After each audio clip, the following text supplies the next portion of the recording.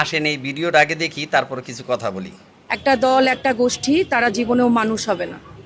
তাদেরকে আল্লাহ সব কিছু চোখ দিয়েছিল, দৃষ্টি দেয় নাই। তাদের কোনো বিবেক বোধ নাই। আল্লাহ দোয়া করি আল্লাহ তাআলা তাদেরকে হেদায়েত করুক। তারাও তো আমাদের দেশেরই মানুষ।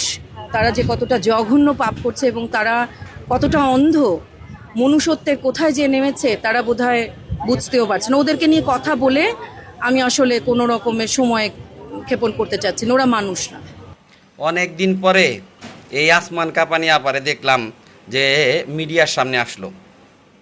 তো আসছে, সেও হচ্ছে কারিনা কাইসারের জানাজাতে। তার আগে যে 500রও বেশি ফুটফুটে শিশু মারা গেল, তখন উনি যদি মিডিয়ার সামনে আইসা কোনো রকম কোনো বক্তব্য দিত, তাইলে হয়তো আমাদের মনটা ভালো লাগতো।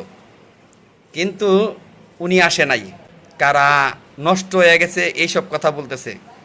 ম্যাডাম, আপনিও নষ্ট হয়ে গেছেন, কারণ আপনার বিবেক জাগ্রত হয় যখন আপনার সহকর্মীরা মারা যায়। তখন যদি সবার জন্যে আপনার বিবেক বোধ জাগ্রত হইতো, তাইলে মনটার ভিতরে ভালো লাগতো।